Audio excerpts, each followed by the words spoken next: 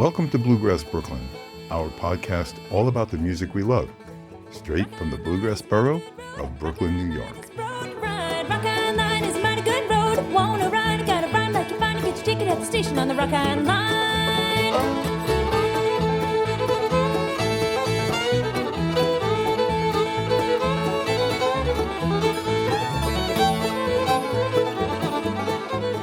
Season 6, Episode 8. I'm your host, Liz Wolfe, and my co-host, Mike, is not here this week because he's at the Augusta Heritage Cajun Creole and Country Week. That week kicks off an incredible summer of music at the Augusta Center, which is located in West Virginia.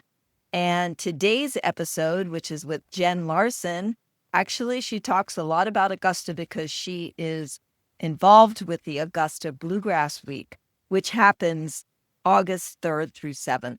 So welcome and thank you for listening. I'm very excited to have Jen on as a guest today. She is an independent archivist, historian, educator, and bluegrass musician and vocalist. And it was very interesting to speak to her about all the projects she has going on. So I know you will enjoy today's episode. I wanted to remind everybody of everything that's happening this summer. I'm about to start my crazy summer of festival going, which I'm very excited about. Of course, that already started at the Telluride Festival that I went to a couple weeks ago. Next week, very excited, I'll be at Gray Fox. And then I will follow that with the AFBA Wind Gap Festival, followed by the Podunk Festival, followed by the Ashoka Bluegrass Week, and then again followed by the Silver Bay Wernick Method Camp that's happening at Silver Bay on Lake George at the end of the summer. And then another exciting announcement, we have been named as the podcast in residence at the Earl Scruggs Music Festival, which happens Labor Day weekend, which is very, very exciting. So you're going to be hearing from some of the artists from the Earl Scruggs Music Festival that's happening in early September. Please remember to follow, like, and subscribe to our podcast. And we'd love it if you could share it with lots of bluegrass-loving folks so that we can share the wonderful interviews we have with the incredible bluegrass musicians. You can find us online at bluegrassbrooklyn.com. That's spelled BKLYN, so bluegrassbrooklyn.com. Of course, if you have any questions, comments, and want to reach out, you can send an email to mike@bluegrassbrooklyn.com. And if you're looking for jams on the Upper West Side, Riverdale, the Bronx, City Island, and beyond, New Jersey, and increasingly around the world, you can go to my website, bluegrassjamsnearme.com. Okay, thanks so much. Let's get to the interview.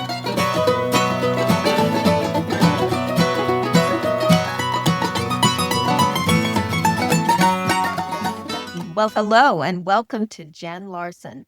She is a bluegrass vocalist and songwriter, as well as many other things, including an archivist, a historian, a curator, and somebody who's been around in the New York scene quite a bit, actually. So welcome, Jen. Hey, Liz, it's great to be here. Thanks so much for having me. Jen is a woman in bluegrass, and that's one of the reasons why I wanted to have her on to the podcast and to have this conversation. As I just mentioned, she has a long history of playing and being in New York, although you are where now? Since 2016, I've decamped from Brooklyn, New York to Nashville, Tennessee. A lot going on in Nashville, but you will always be a Brooklynite to us. So, wow, we just had a little bit of a discussion before we got on and started to record. You really have got a lot of things going on. Let's talk first about this biography of Hazel Dickens that you're working on. Tell us about that. Yeah, I have deputized myself to explore the life and career of Hazel Dickens, a legendary and trailblazing songwriter, vocalist, multi-instrumentalist, born and raised in West Virginia, 1925 to 2011. She migrated from West Virginia to Baltimore and then on to Washington, D.C., where she lived most of her adult life. And I think given her stature and importance for so many generations of women in bluegrass, I think that it's time to have a full, scholarly, well-researched biography of Hazel's life and career. And this is the first one of such a thing that is being completed, sounds like. Well, there is a really good book that was co-written or sort of collaboration between the country music scholar Bill Malone and Hazel, and that's called Working Girl Blues. And that has a really good biographical essay at the front of it. And then the rest of the book is composed of Hazel's lyrics and her commentary, sort of a curated selection of songs that maybe she chose or particularly resonated with her. And then she sets up how she wrote it, why she wrote it, her insights on songwriting, and then the lyrics. But it's a pretty slim volume altogether. Hazel was interviewed quite a bit over the course of her career, probably starting by the late 60s, early 70s. And so there is quite a body of interviews to refer to. But I think something that really captures the whole arc of her life and all the remarkable, groundbreaking moments and tough choices that she had to make, I think all of that is worthy of a deep exploration. Yeah, especially for women in bluegrass. We still sing her songs and carry her messages along. And I just think she'd be a great subject for a big old biography. Yeah, absolutely. So of all the research that you've done on her so far, what, if anything, has been most surprising to you? That's a good question because I'm still actually in the early stages. I'd have to really think hard about that. I mean, one of the research questions that inevitably is going to come up, and something that I've just been sort of pondering lately, is the fact that she fudged her age by a decade. Let's put it that way. She, at some point, decided to shave 10 years off of what she was telling people her age was, which is, on the face of it, I understand, as a woman in show business, it's not uncommon for people to do that. But as a biographer, it throws off some of her early timeline because she also said in interviews that she was 16 when she went to Baltimore in the early 50s, and the math doesn't really math for her to be that age and in Baltimore in the early 50s if she was born in 1925. So that, as a researcher, that's something I'm going to be digging into. And if anything, I think it's just becomes, over the course of decades, just incredibly impressive that everybody thought she was 75 performing her last shows in 2010, 2011, but she was actually 85 and still out there doing it. So just in the spirit of understanding her life and getting a timeline down, which is a biographer's obligation, that's one research question that I look forward to drilling into a little bit. And there's also the fact that, like most of us in bluegrass, for many, many years, she maintained a day job and was writing around that and playing gigs as she could around having a day job. And at some point, she made a decision that she was going to take that leap of faith, push off from shore, and do music full time. And I think that's another pivotal moment in her life where she centers her music and centers her own voice and her songwriting. And thank goodness she did, because she ended up leaving us with quite a catalog of music that, had she just decided to play it safe and maintain a day job, she might not have reached her artistic potential in the same way that I think she did. And have you had any insight yet on what made Hazel, of all the people, able to navigate that mostly man's world of bluegrass and no one be part of it? I chuckle because I've been reading a lot about the history of bluegrass, and in particular, there's a really great book for those of you that want to take a dive into what the Baltimore bluegrass scene was like. There's a book called Bluegrass in Baltimore, The Hard Driving Sound and Its Legacy by Tim Newby, and he really paints a pretty vivid portrait of what the world that Hazel stepped into by the late 50s, early 60s, when she was playing primarily bass in all-male bands and the very rough and tumble bar scene in Baltimore. I think she was one of 8 of 11 kids, and most of them were brothers. She had a lot of brothers, and I think the way that she grew up in such a large family, kind of a little bit rough and tumble in its own way probably, and also just living in West Virginia under subsistence level conditions. It's a hard life and you grow up quickly. And so I think, although she probably wouldn't have described herself as street smart when she moved from her rural community to urban Baltimore, she was tough.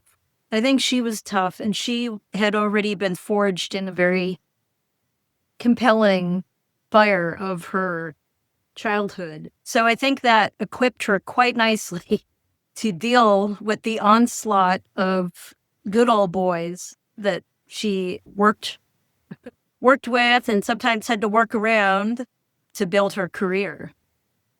But, another thing that also happened was that she encountered Alice Gerrard, and they became quite a dynamic duo for about 10 years. And so Hazel had a good companion and someone to go shoulder to shoulder with in asserting themselves.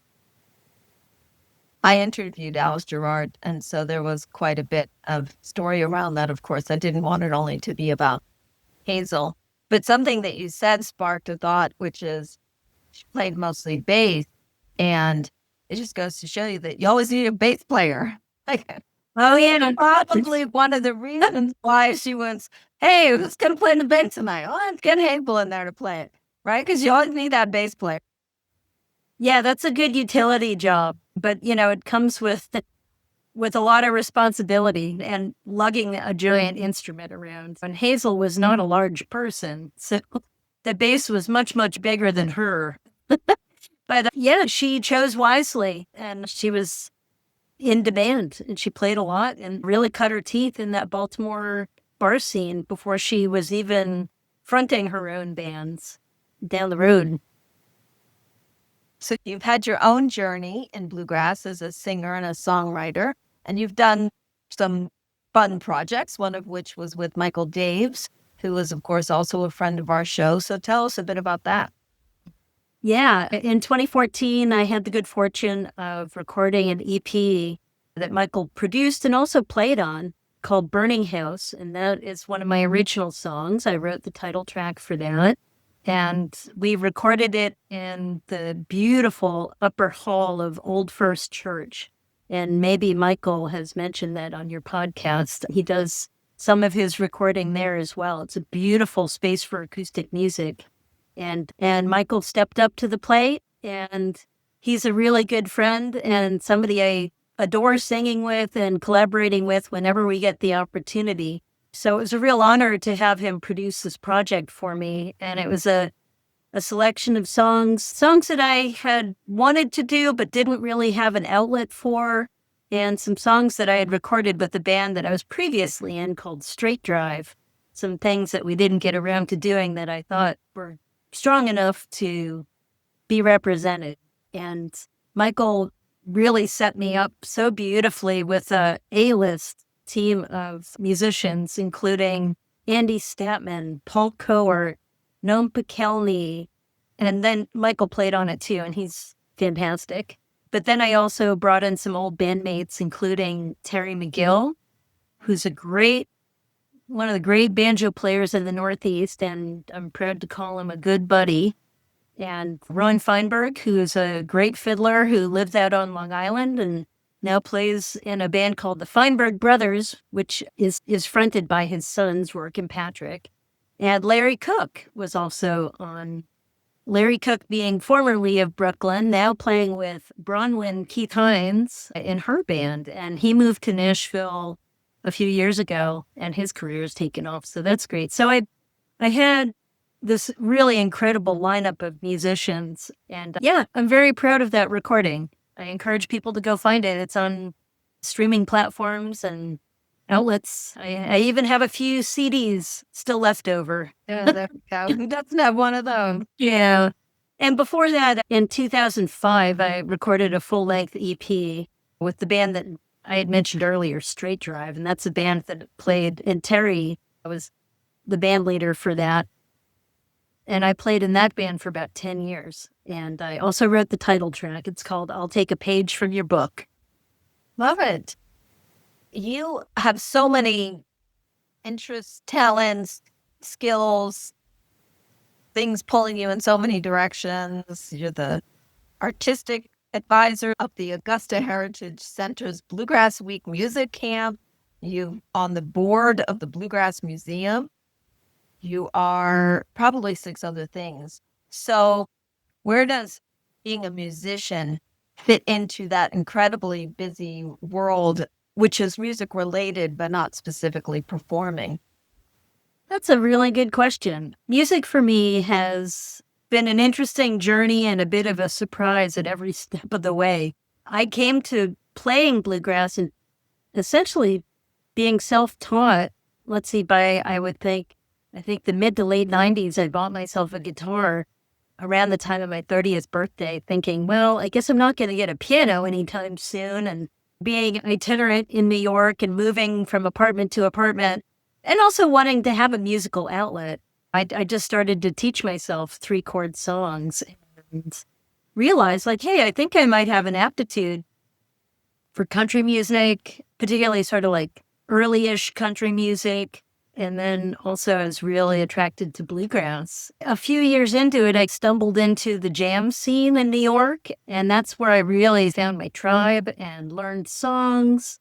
And just built up the calluses on my left hand and jam etiquette. And in the late 90s and early 2000s, there was such a really vibrant scene, especially in the East Village, centered around a musician and a great singer and songwriter named Greg Gehring. And he had something called the Alphabet City Opry, which introduced me to this whole amazing cast of characters. The Demolition String Band, Elena Skye and Boo Reiners, and let's see, my gosh, a whole host of people. Are you originally from New York? I am not originally from New York. I'm a New Englander originally. I grew up north of Boston. I grew up in a household that really loved music.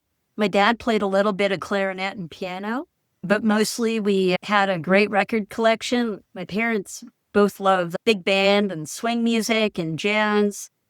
I grew up surrounded by some great music, the Great American Songbook, and musicals. My mom always took me into Boston to go see the Pups or to go see some musical theater. And so those are my earliest imprints. Of course, I saw the Beverly Hillbillies like everybody in my generation before. So bluegrass to me was kind of this comical like genre of music that I came to later learn that there was so much more to the story. So yeah, and then I ended up moving to New York for college. I went to Cooper Union, and underneath all this stuff sits a BFA. So I have a fine art degree, and I actually do make some visual art that if you go to my website, jenlarsonprojects.com, there's a gallery of my current artwork. So, music and playing music wasn't really a huge part of my life until I fell into a group of people that just made it look like so much fun. That's when I decided to get a guitar and teach myself some chords. I always did sing, though. I will say that. I grew up doing elementary school, high school choruses. I remember trying out for the part of Dorothy in the high school play. I did not get Dorothy, but that's okay. Get a munchkin or a... I did. I actually was one of the munchkins in Oz, yeah, which actually is not totally off casting. That worked out just fine for me. But I never really thought about seriously diving into music until I found the bluegrass scene in New York and realized, like, oh my gosh, there's this great community of people. Not only is it a lot of fun, but I love singing the music, and my voice sits well on this material. So it was like this great confluence of things that happened around 1999, 2000. And it was at that point where a friend of Terry McGill's, who I went to school with, said, "Oh, you should hear Jen sing." And it so happened that Terry was finishing up his first recording project. And Terry heard me sing and he said, "Why don't you come into the studio? I'd love to get you on a track for this project that I'm doing." And I sang Honky Tonk Blues. And it was not long after that, Terry said, "Well, you want to be in a band?" I was like, okay, without really knowing what I was signing on for. It's so interesting to me, Jen, because your story sounds so much like mine. Really? Oh, Yes, growing up, singing, played the piano.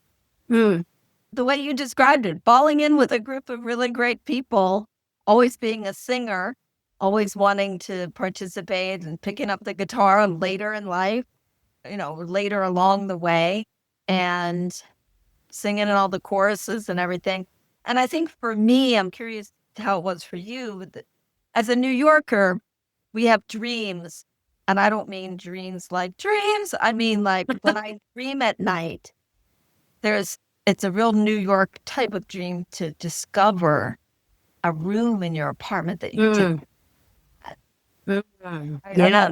Those dreams, like you open, it's like, wait, there's a whole room back there. They're very vivid for me. But that's what discovering the bluegrass community was like. Man, I knew there was bluegrass music out there.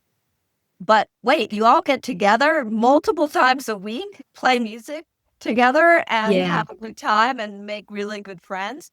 And so there may be people listening to this podcast who would say, well, I do like to sing, but I don't really play the guitar. I don't play anything, or God forbid, think you actually can't sing very well. Just go. It's a bunch of good, fun people, and it's a really wonderful time.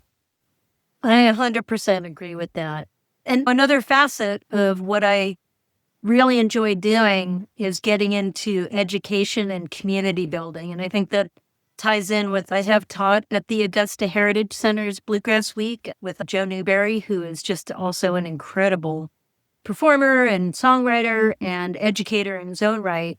And I love creating inviting, welcoming, nurturing spaces for people of all abilities and skill levels to come in and participate, because it's not a heavy lift, at least for your rank and file 3-chord, 4-chord guitar player. To the access point that is not all that difficult to just play along with simple chords. You may not be able to follow on the fast ones, but there are slow jams that people can attend until you get up and running. But then there were no slow jams when I started. I was just thrown into the deep end of the pool. And oftentimes being, if not the only woman, then maybe one of 2 or 3, it was still pretty male-centric for most of my bluegrass career in the city. And now every time I go back and go to jam sessions, I'm like, hey, this is great. There's so many women, so many young, extremely talented women. And it just heartens me to see that generational shift happening. Yeah. Well, I still go to a lot of jams where I am the only woman, although there are many, of course, that I don't. I think it's a little different in Brooklyn proper versus Manhattan, the jams that are over here in Manhattan. I think that there's, like, if you go to Sonny's or the Gowanus jams that are run by women, it's interesting. Here we talk about Hazel and the history.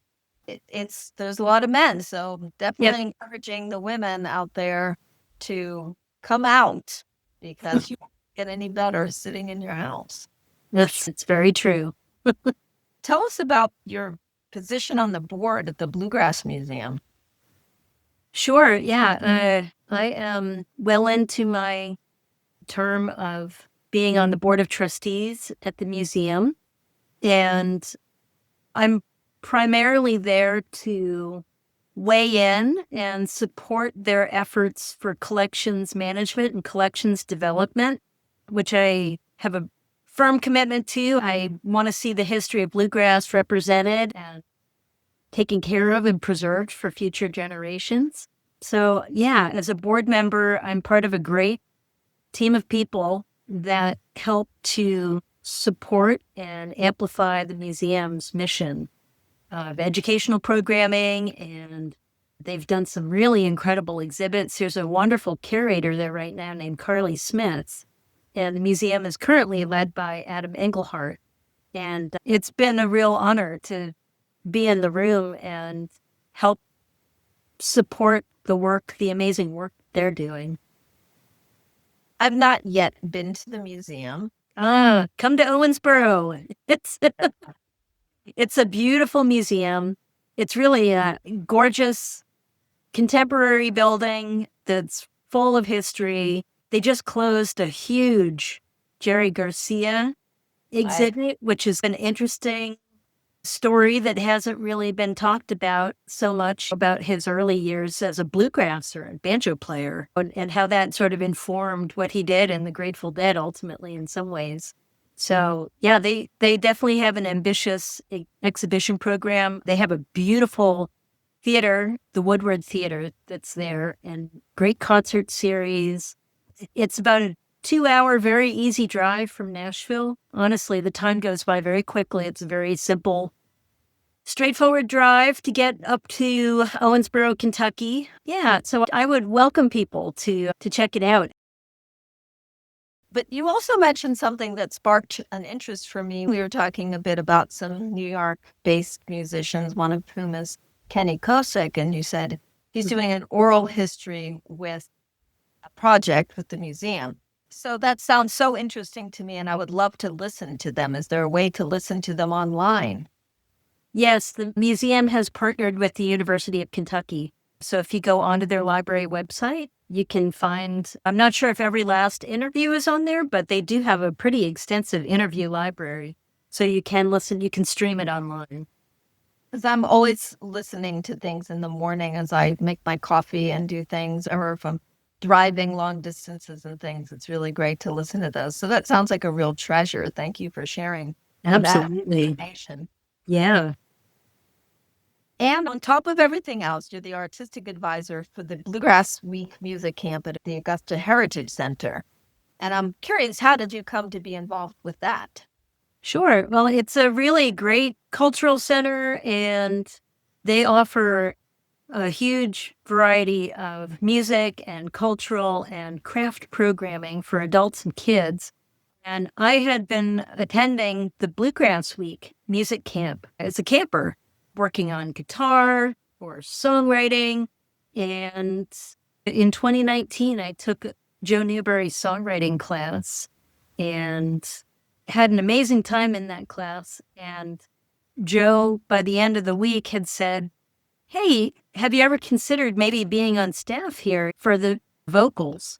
And Joe was very instrumental, no pun intended, in recommending me to the artistic director, Emily Miller. And so I was invited in 2020 to co-teach bluegrass vocals with Joe.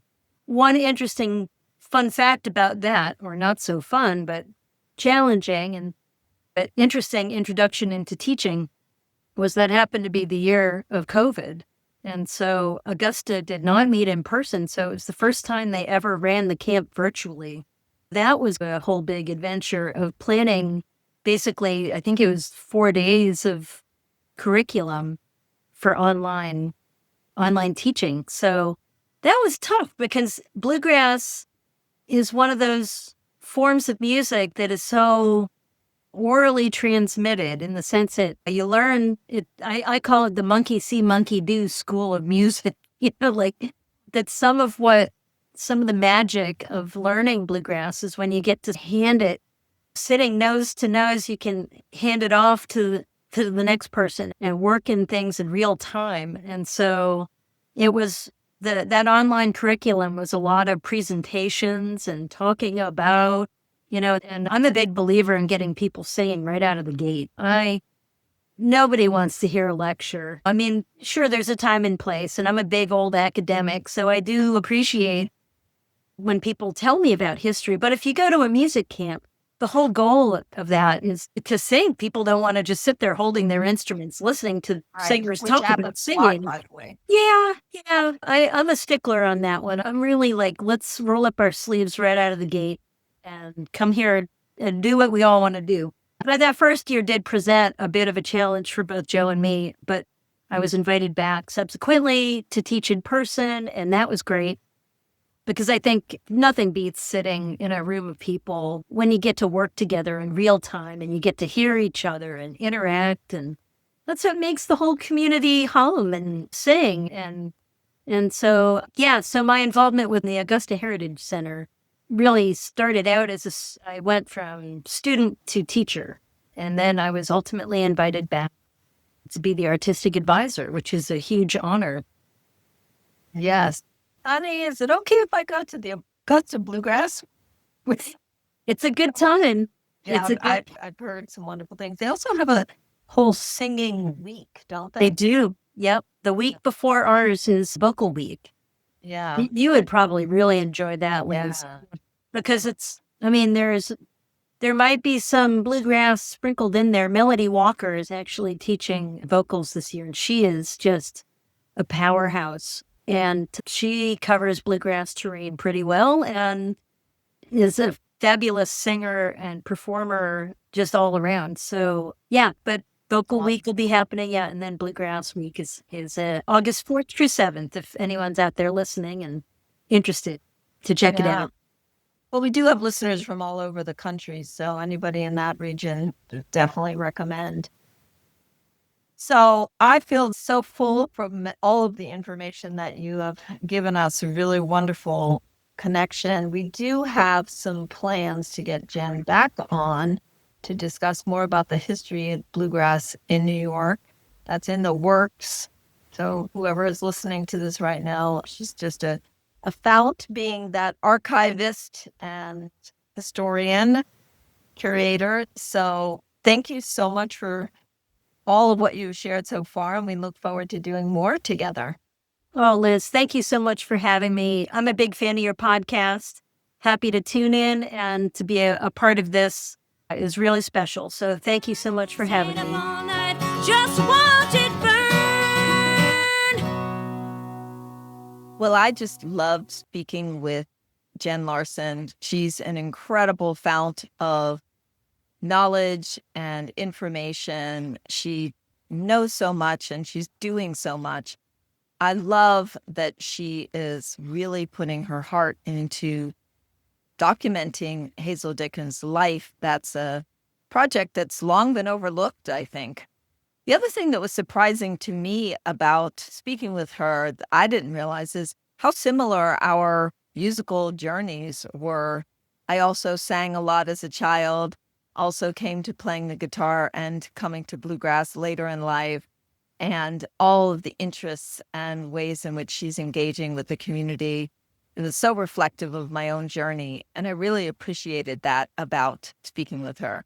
Of course, we are going to have Jen come back for other episodes because we want to hear more about this Hazel Dickens project, of course, and also to tap into the knowledge that she has about the New York bluegrass scene. Once again, please remember to follow, like, and subscribe our podcast. It really does make a difference for us and the bluegrass world when you share it with others and you let us know that you're listening. You can always reach out to Mike at mike@bluegrassbrooklyn.com. That's Brooklyn spelled BKLYN. And of course, you can reach out to me, Liz, at bluegrassjamsnearme.com. Go to my website, bluegrassjamsnearme.com, to list your jam, download a free songbook, and keep in touch. Thank you so much for listening.